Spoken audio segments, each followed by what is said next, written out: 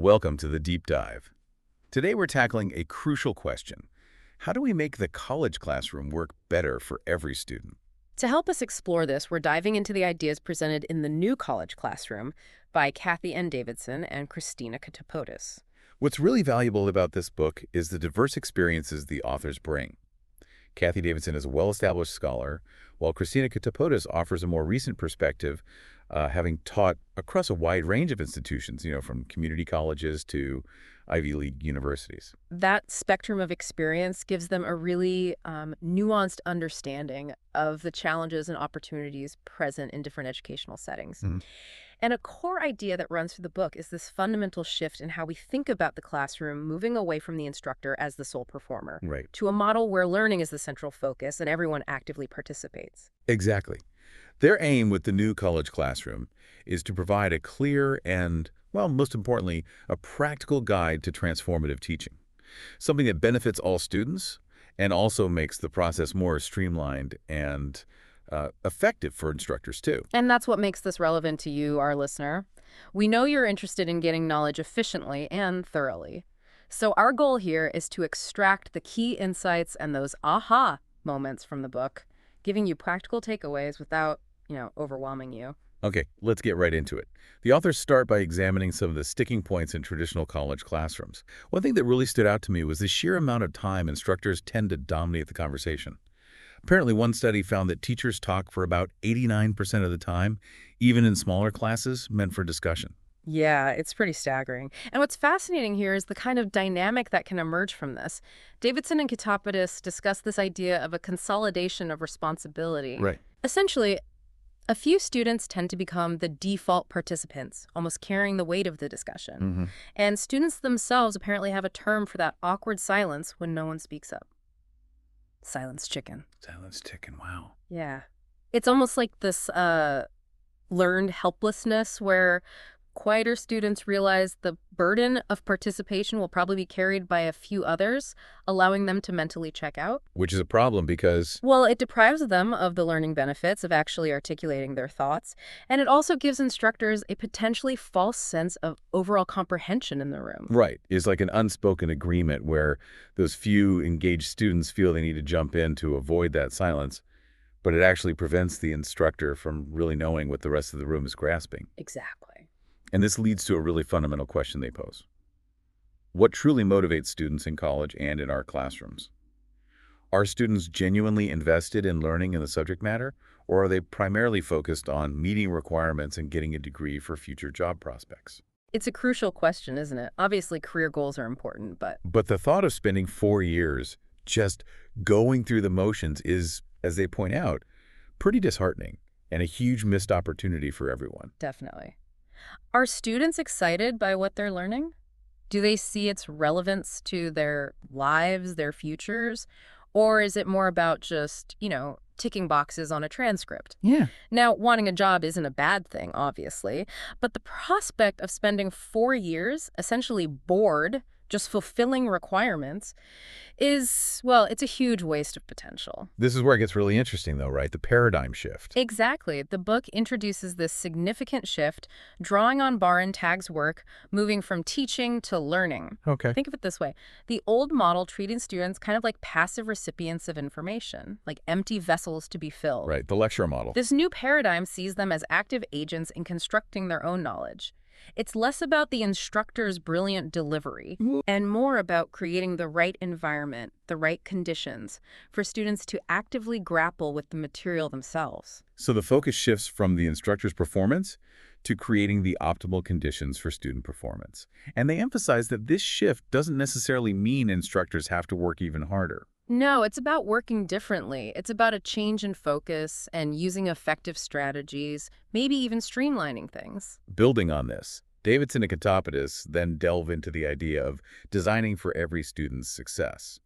They challenge those negative stereotypes about students today, arguing that if students aren't thriving, it's not solely their fault. Yeah, that's a really important point. They frame it as often reflecting the shortcomings of an educational system that doesn't always deliver on its promises of inclusion and social mobility. And this is where they introduce inventory methods. Right. As a contrast to just relying on the same few voices, these methods are all about gathering ideas and input from every single student. Like what kind of methods? Oh, things like think, pair, share, using anonymous online whiteboards, or even simple tools like Post-it notes. Okay. What's great about these is that they're generally low stakes. They Mhm. prioritize just generating and developing ideas over immediate judgment or grading. So it creates a safer space. Exactly. A safer space for students to contribute, to take intellectual risks, and ultimately to develop those really important higher order thinking skills, problem solving, critical analysis beyond just memorizing facts. Absolutely. They make a strong point that including students in the learning process isn't just a nice add-on.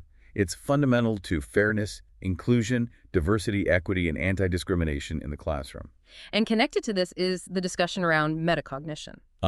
Thinking about how we think. Precisely. So unlike, say, a final grade that just tells you how you did, formative feedback, which encourages metacognition, is more like getting coaching during practice. It's designed to help you improve before the big game, so to speak. By encouraging students to reflect on their own learning processes, self-evaluate, understand how they learn best, they build greater confidence and a deeper appreciation for the learning itself. And for anyone who's ever, found their mind wandering during a long lecture. Haha, which is probably everyone. Right. Their discussion of the neuroscience of attention is really insightful. They cite research showing that when we're just passively listening, our attention naturally ebbs and flows. Our minds drift. Even in a really compelling lecture, yeah. You start thinking about lunch or what you did last weekend. Totally. But with active learning, because the learner is directly involved, attention becomes much more focused. It has to be. And they bring in this concept from the philosopher Michel de Certeau, poaching. Poaching. How does that fit in? Well, it's the idea that when we read or listen, we selectively grab onto bits of information that interest us, maybe ignoring the rest. Active learning, they argue, can make this poaching more effective by guiding our attention through specific exercises that actually deepen understanding rather than just letting us drift off on tangents. So instead of just passively receiving, you're actively doing something with the content, directing that poaching instinct productively. Exactly. You're engaged. Okay, let's shift gears a bit and look at the historical context the book provides. It's easy to assume that the way college classrooms are structured is just, the natural way it's always been. But it's not, right? Davidson and Katopodis argue that these structures were largely invented really, in the late 19th century. To understand how to transform the classroom, we need to step back and see where it came from. That's right. This period of invention was heavily influenced by the rise of industrialization and the needs of modern corporations.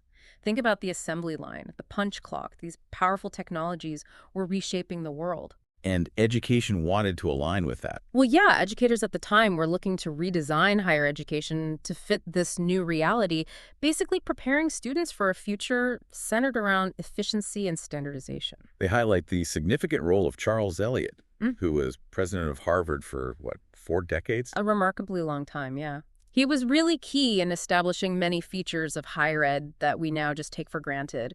He looked to European models that focused on training primarily elite men Right, for leadership roles. to become leaders in this industrialized world, emphasizing values like standardization and top-down management, influenced by those ideas of scientific management and, well, productivity. This historical context is really crucial, isn't it? Because it reminds us that the classroom we've inherited was initially designed with a very specific, very elite student body in mind. Absolutely. And this helps explain some of the demographic mismatches we still see today.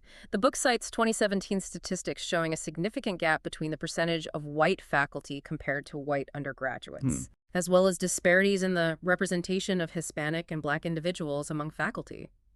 This history really underscores the importance of the mission Davidson and Katopodis outline, encouraging both teachers and students to identify and challenge these imbalances and work towards a more inclusive and equitable educational experience.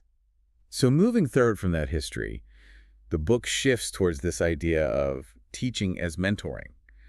And they start by looking at the original mentor from Homer's Odyssey. Yeah, and what's fascinating about their take on Mentor is that it wasn't just about giving direct instructions to It Telemachus. was more subtle. It was also about instilling the mental and emotional resilience he needed to navigate his own journey. So it reframes the role of a teacher as more of a trusted guide who advises and supports rather than just, dictating knowledge. Exactly. They emphasize that teaching extends beyond the scheduled class time. We can be effective mentors by encouraging students to collaborate, maybe seek answers from each other before coming straight to us. Building those peer support networks. Right. Which not only enhances learning, because learning is a social process, but it can also foster lasting connections and friendships. But they also acknowledge that the idea of individually mentoring every single student can feel, well, completely overwhelming for instructors, especially in large classes. Yeah, that's unrealistic for many. And their proposed solution is quite insightful. Ah, We can't be everything to every student. Instead, we can offer our perspective, our piece of the puzzle, and then guide them to seek out different strategies and skills from a variety of people, advisors, career counselors, peers, not just relying on one single mentor. they call this a pedagogy of care. Yes. Think of it like helping students build a support network. You're like the wise guide helping the adventurer find different experts for different challenges rather than trying to be the sole source for everything. That makes sense. They also touch on the significance of titles and respect in academia, noting how norms can vary across different institutions. And the key takeaway for me was this idea of earning respect through your actions and engagement, rather than simply expecting it based on your title or position. Yeah, that feels right. And on a practical level, they suggest strategies for increasing instructor accessibility, like creating joint course centers where faculty from different programs hold combined office hours, Oh, that's interesting. or even just requiring students to attend at least one or two individual or group meetings during the semester, just making that connection point. What's also really important is their discussion around addressing accessibility issues for students with disabilities, Ah. including those with less visible cognitive differences. Right, and those who might be camouflaging their challenges. Exactly. Part of mentoring, they argue, is helping these students develop the skills to advocate for their own needs with professors within the university system and even in future workplaces. And they also highlight the specific needs of returning non-traditional students. It's definitely not a one-size-fits-all situation. No. They emphasize the importance of institutional support, like financial aid specialists who really understand the complexities for part-time and transfer students, dedicated transition advisors, supportive student organizations, and just fostering an overall inclusive campus atmosphere. If we connect this back to valuing prior learning, they also advocate for making students aware of opportunities to get credit for prior learning, or CPL-PLA. Right. Recognizing training and work experience gained outside of traditional academic settings, military training, professional certifications, significant community work. That seems really fair. And for non-traditional students specifically, they suggest organizing peer mentoring groups to address their unique challenges. Things like navigating childcare, understanding benefits, since many campus resources are often geared primarily towards younger traditional students. Okay, now let's get into the nitty-gritty of how to actually start transforming our classrooms. Beginning with something fundamental, the syllabus and the first class meeting. The book really challenges the traditional view of the syllabus as just this static handed-down document. That's right. Davidson and Katopidis see the syllabus as a dynamic space, a place for potential student contribution. It's a crucial first step in empowering them in their own learning journey. So less dense and legalistic. Yeah, they contrast that typical syllabus with a participatory one, maybe more visually engaging, concise, and intentionally leaving room for student input and questions right from the start. They share a great example from Professor Angela Jenks, who uses interactive Canvas surveys related to her medical anthropology syllabus. Students actually get credit for doing this survey, Whoa, smart. which helps her gauge their initial understanding and concerns, but it also demonstrates the value of survey methodology itself. Plus, it proactively addresses a lot of common questions, reducing repetitive explanations later. What's fascinating here is the idea of genuinely co-creating a syllabus with students. How would that work? Well, it could involve inviting them to choose a specific topic or problem to explore in more depth, or even giving them a voice in shaping certain course policies, like how participation is handled. That sounds like a big shift in control. It can be, but the authors emphasize that even partial co-creation can be incredibly inclusive. It's an effective way for students to really understand the course goals and feel more invested in the learning process from day one. They offer some practical examples, right? Like in art history. Yeah, asking students to suggest a relevant artist who isn't currently on the syllabus. Or in an algebra class, maybe giving them a choice between focusing on the most challenging problem type versus the most practical everyday applications. It's about making the content feel more relevant and engaging immediately. Exactly. And if we connect this to student workload, the book also reminds us to consider the overall time commitment students face, beyond just the standard Carnegie Unit guidelines. They reference that lawsuit by student athletes at UNC. Right, who argued that their intense athletic obligations hindered their ability to get a meaningful education. It's just a good reminder that students have complex lives and responsibilities outside of our individual courses. And on that very first day of class, instead of just reading the syllabus aloud, Haha, yeah, please don't just read the syllabus. they suggest some really innovative approaches, like inviting students to collaboratively propose learning outcomes for the course. Using prompts like, what do you hope to learn in this class that you will carry with you beyond graduation? That subtly shifts the focus, doesn't it? From what the instructor intends to cover to what the students themselves hope to gain. Definitely. They also highlight the value of entry tickets, a brief activity right at the start of class. Not just for attendance. No, it doubles as a way to quickly gather information, maybe about prior knowledge, current understanding, or even just a quick check-in on how they're doing. It turns that settling in time into a valuable learning moment. I really appreciated their suggestion for structuring class time with a variety of activities and using designated timekeepers. Yeah, that keeps students engaged by switching things up, but it also teaches them to respect everyone's time and fosters a sense of shared responsibility for making the class productive. And their examples of adapting during the COVID-19 pandemic are really insightful. Adeshima Oyo shifting from quizzes to reflective journals. Yeah, asking students to connect course content to their personal experiences during that crazy time. That makes the learning incredibly relevant and probably had a much more lasting impact than a standard quiz. For synchronous online classes, they stress the importance of setting clear expectations up front, things like camera use, unmuting, multitasking. Which is huge online, right? And they suggest icebreakers, like sharing sounds from their local environment to build community even when you're not physically together.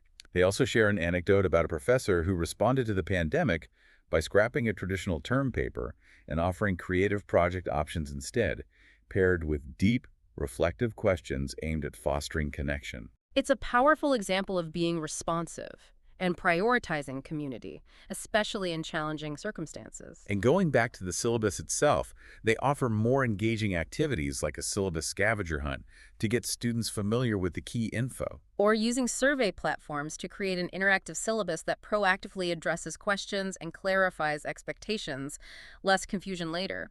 What's fascinating here is the concept of a class constitution. Right. Establishing shared expectations and norms for the classroom environment collaboratively, it draws parallels to national constitutions. They even describe an activity using the preamble to the U.S. Constitution. Yeah, to illustrate who is historically excluded from those foundational documents, prompting students to think critically about power dynamics and inclusion within their own classroom. It's quite powerful. And finally, they mention Ann Balsamo's readable syllabus booklet. Oh, I like that idea. It pairs the official, sometimes intimidating, university policies with more constructive, accessible explanations of the same principles. Makes the whole course feel more approachable. Okay, let's shift our focus to what happens during class itself specifically, active learning activities. Davidson and Ketapodis really hammer home the significant benefits of participatory learning. Yeah, not just for deeper understanding of the material, but also for developing skills crucial for students' future careers. Collaboration, communication, problem solving. And they highlight Think, Pair, Share as a really effective and honestly simple way to quickly gauge class understanding and structure more meaningful discussions later. Right. Everyone gets a chance to think individually first, then process with a partner, then share with the larger group. Builds confidence. They bring back the idea of the entry ticket, too. Yep, as a valuable tool for starting classes efficiently while also gathering quick insights. A double win for maximizing class time and getting a pulse on the room. I like their suggestion of using name cards with optional red, yellow, and green stickers. Oh yeah, the participation signals. It offers students a really easy, private way to communicate their desired level of participation on any given day. respects different personalities and circumstances without making them publicly declare anything. And the volunteer to start technique can be really empowering for students who might be hesitant to jump into a discussion right away. Lets them contribute when they feel ready. They share that interesting activity called Raising the Stakes from the college preparatory school, Where students evaluate each other's homework together. and then collaboratively tackle a harder-related problem in class. That peer interaction and joint problem solving really deepens understanding actively. The listening dyad technique is another simple but powerful one. Just brief, timed turns for each partner to speak, while the other actively listens without interrupting. Practicing focused listening and concise speaking. Important skills. Definitely. And for a really practical life skill, they mentioned Stephen Berg's homework assignment. Write a proper professional email about the syllabus. Teaching effective communication directly. Essential, but often overlooked. Totally. And the popsicle stick method, a clever way to encourage more equitable participation. How does that work again? Each student gets a limited number of sticks, maybe 2 or 3, and uses one each time they contribute significantly.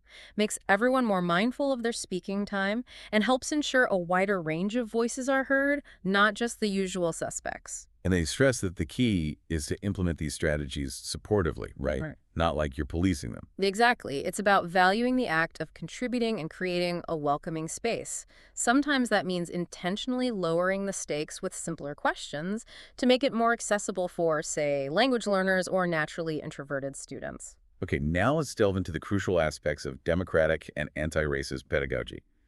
Davidson and Katopis emphasize establishing those community agreements or a class constitution early on. Yeah, to cultivate a more democratic and inclusive classroom environment where everyone feels respected and their voice matters. They bring in Beverly Daniel Tatum's important perspective on creating inclusive classroom climates where all students' voices are genuinely heard and valued. Which is just fundamental, right, for fostering belonging and ensuring equitable learning opportunities. What's particularly insightful here is the discussion around strategies for navigating those difficult dialogues Yeah.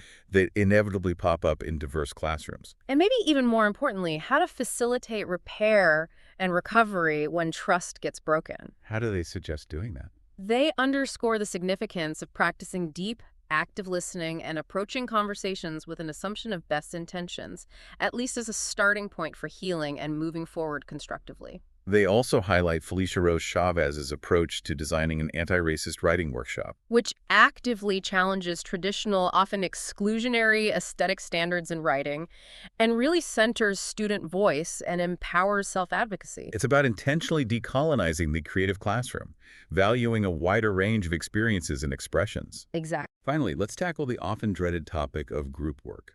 Yes, the source of many student groans. Right. But Davidson and Katopidis make a strong case that collaboration is an absolutely essential skill for navigating the world beyond the classroom, even if students resist it initially. They emphasize that we, as educators, need to explicitly explain why collaboration is important and then structure group work really thoughtfully to make it effective. Exactly. They rightly point out that collaboration isn't innate. It's a learned skill requiring practice in things like self-awareness, empathy, communication. And they shared that compelling example of the project with low-income middle school students where they made a rule. Only the students could speak for the first hour of group work. And the result? Significantly more imaginative and student-driven outcomes. It beautifully illustrates the principle of intentionally letting non-experts or those usually less dominant speak first. It values diverse perspectives and prevents the most prepared or outspoken student from just taking over. Right. Successful collaboration, they argue, is about strategically leveraging the unique skills and perspectives everyone brings to achieve something greater than individuals could alone. They share that inspiring story about the University of Canterbury's What's Missing project. Yeah, just asking that simple question collaboratively led to a whole new degree program focused on community engagement. Shows the power of collaborative inquiry. Before launching group work, they advise taking the temperature of the room. What does that mean? Basically assessing students' readiness and mindset for collaboration. Are they feeling overwhelmed, stressed, competitive? You need to address that first. And they stress that feedback within groups should be a two-way street, peers offering support, not acting like supervisors. For accountability, they recommend using a checklist of tasks, maybe even involving students in creating it, and assigning roles. Makes the workload transparent and helps identify potential non-contributors early, allowing for constructive intervention, not just complaints at the end. And online group work. Still valuable. Absolutely. While acknowledging the challenges, they strongly argue against abandoning it. Teaching effective online collaboration is increasingly crucial. They share Olga Friedman's team as support model. Using team leaders. Yeah, to foster connection, shared responsibility, and mutual support in online learning teams. They provide a compelling example of a student-led research project during the pandemic, where subgroups focused on different aspects of students' lives. Highlighting how students can take ownership and contribute meaningfully on collaborative research, even under difficult circumstances. And they showcase Walter Greason's Sojourner's Trail virtual simulation. As a powerful example of collaborative learning that intentionally incorporates diversity and equity principles, students have to rely on diverse networks and shared skills to succeed in the simulation. They even mention Harry Stikopoulos' assignment, where students collaboratively rewrote The Great Gatsby. Demonstrating the potential for highly creative and deeply engaging group projects. For successful research projects, the authors outline 3 guiding principles: early engagement, sustained curiosity, and breaking the project into manageable milestones. Provides crucial structure and ongoing support for what can be a daunting task. They highlight the enslaved, the people of the historic slave trade project. A truly remarkable example of collaborative research with massive real-world impact, bringing together vast amounts of data. And they emphasize something seemingly simple but vital: clear and specific writing prompts for research assignments. Avoids that vague frustration of students not knowing what's being asked. They introduce Ann Pendleton Julian's Game Design Studio as a model for tackling complex, real-world problems collaboratively. Fostering innovative, interdisciplinary solutions through teamwork. To help students brainstorm research ideas, they suggest preliminary peer-to-peer work and brief interviews. Makes the initial stages feel more personal, relevant, and less intimidating. The winnowing process, where students pitch research ideas to peers for feedback. A valuable way to refine ideas and build confidence early on. Ongoing mentorship and support are crucial. They argue peer check-ins, group office hours. Encouraging students to exchange contact info for their own peer support networks outside class too. They also stress instructors sticking to schedules and modeling organizational skills. Help students stay on track with long-term projects. They share Denise Cruz's creative PJ Day assignment, where students presented research in engaging multimedia formats. Embracing tech and creating a less anxiety-inducing presentation vibe, And finally, they highlight the Knowledge Makers program. which powerfully supports cross-disciplinary Indigenous researchers by centering Indigenous knowledge and research methodologies, reframing research as community service. Now let's turn our attention to something absolutely vital: effective feedback. Davidson and Katopoulos center their discussion on revision as a continuous process for the best learning outcome. Good feedback, they emphasize, should be fundamentally supportive and clearly guide students towards improvement. It's not just about judgment. They make that key distinction between formative feedback for growth and summative feedback judging a finished product. Right, citing Hattie and Timperley's influential research on the immense power of formative feedback for enhancing learning. That research boils down to 3 key questions for formative feedback, right? Exactly. Where am I going? How am I going there? And where to next? It provides a clear roadmap for improvement for both student and instructor. They share Carl Wyman's approach of involving students in planning assignments and giving feedback on drafts. Which helps students externalize their thinking and refine strategies before final submission. Much more useful. And they discuss Ted Dintersmith's concept of academic coaching. Yeah, going beyond just prepping for tests to equipping students with skills and mindsets for life, reflecting on different study strategies, problem-solving approaches. The value of self-evaluation and peer evaluation is also strongly highlighted. Christina shares her own positive experiences using these. To help students understand the assessment process from multiple perspectives, it's empowering. The Unlearn, Reimagine, Relearn motto of that consortium focused on redesigning evaluation systems. Really captures the spirit of critically rethinking how we assess learning in more effective and equitable ways for the 21st century. And they mentioned Luis Ponilla's holistic approach, offering himself as a resource not just for coursework, but also for broader academic and career concerns. Demonstrating a deep commitment to students' overall success. Finally, let's tackle the often contentious issue of rethinking grades. Davidson and Katopoulos acknowledge the significant challenges and frustrations traditional grading often creates. For both instructors and students, yeah, it can be a real source of anxiety and conflict. They want to be clear, though, their aim isn't necessarily to advocate for eliminating final grades entirely, Since that's often an but, institutional decision, yeah. but rather to strongly encourage a more thoughtful, critical, and ultimately more effective approach to how we evaluate student learning. They give that brief but important historical overview grading's roots in the standardization and productivity demands of the industrial age. Sorting and efficiency were key. Their core argument is that traditional grading, especially just a single letter or number at the end, often doesn't add meaningful evaluative content or provide truly useful feedback for future learning. In many ways, they suggest it's becoming an anachronism, especially when we have constant formative feedback everywhere else, online reviews, fitness trackers. They share Nick Valdez's innovative, light contract grading approach. Right, in a decolonial and non-binary gender principles course. Assignments assessed pass no credit with unlimited revisions allowed. Fostering a focus on developing voice and ideas, not just chasing a grade. Exactly. They then explain the broader concept of contract grading students and instructors agreeing on specific requirements for a particular grade up front. Creating a more transparent and mutually understood system. The benefits, they argue, include significantly reduced student anxiety about grades and a greater emphasis on the actual process of learning and growth. And they share examples of it working across diverse institutions and course levels, Peer badging is introduced as another forward-thinking approach. allowing students to recognize and reward valuable peer contributions based on collaboratively developed standards, acknowledges diverse forms of engagement. Its origins in open-source programming highlight its potential for recognizing skills beyond traditional academic metrics. Definitely. They also discuss creative ways to ungrade traditional assessments like midterms or finals. Like involving students in writing the exam questions. Yeah, like CQ2 does. Huh. Or focusing on the deep learning that happens when creating a comprehensive crib sheet, which encourages active information retrieval, not just rote memorization like Jonathan Stern does. This connects directly to the neuroscience of learning, right? Yeah. Frequent retrieval is way more effective than cramming. Absolutely. Sticks with you longer and leads to deeper understanding. As we begin to wrap up our deep dive, Davison and Katopodis acknowledge that implementing these new methods isn't always smooth sailing. No, change can be turbulent. There can be resistance, and adjustments will definitely be needed along the way. They specifically address potential professorial resistance to active learning. Some instructors might be skeptical or just uncomfortable shifting away from lectures. And they share that personal anecdote about initial anxieties with a self-organized group project that ultimately succeeded.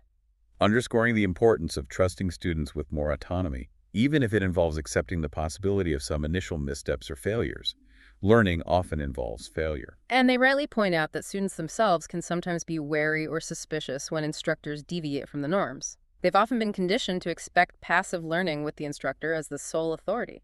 In their concluding thoughts, the authors powerfully connect transforming the individual classroom to broader societal impact and social innovation. They use that remarkable example of rapid scientific collaboration during the COVID-19 pandemic. As a compelling model for what's possible when people work together towards a critical common goal. And they leave us with that really thought-provoking and empowering question. What if we are the people we've been waiting for to bring about meaningful transformation in education? It's a clear call to action for all of us involved in learning. They strongly encourage listeners to take their college and university mission statements, seriously view them as genuine learning outcomes, not just rhetoric, and actively work to align actions with those core values. And they reiterate the powerful idea that even small individual transformations in our own classrooms can collectively contribute to a larger movement towards a more just, equitable, and effective educational system. And by extension, a more just society. They end with a truly empowering and resonant message. We can do this. We are the people we've been waiting for. So in this deep dive into the crucial ideas presented in the new college classroom, we've explored some really key insights. That fundamental shift from teaching as performance to prioritizing student learning. The critical importance of designing for every student's success. The immense value of incorporating active learning techniques. The multifaceted role of teaching as mentoring. The exciting potential for transforming the syllabus in the first class. Practical strategies for successful group work. The power of transformative ongoing feedback. And innovative approaches to rethinking assessment and grading. These ideas, taken together, offer a wealth of practical ways for educators to create more engaging, effective, and ultimately more equitable learning experiences for all students. regardless of their diverse backgrounds, prior experiences, or learning styles. And for you, our listener, here's a final provocative thought. Think about just one small, concrete change you could realistically implement in a learning environment you're part of, whether as a student, an instructor, or a facilitator in any context. How might that one seemingly small change ripple outwards and potentially create a more significant impact on fostering more active and inclusive participation for everyone involved? We strongly encourage you to explore these ideas further and perhaps even delve into the new college classroom itself for an even richer understanding and more detailed strategies. Thank you for taking this deep dive with us.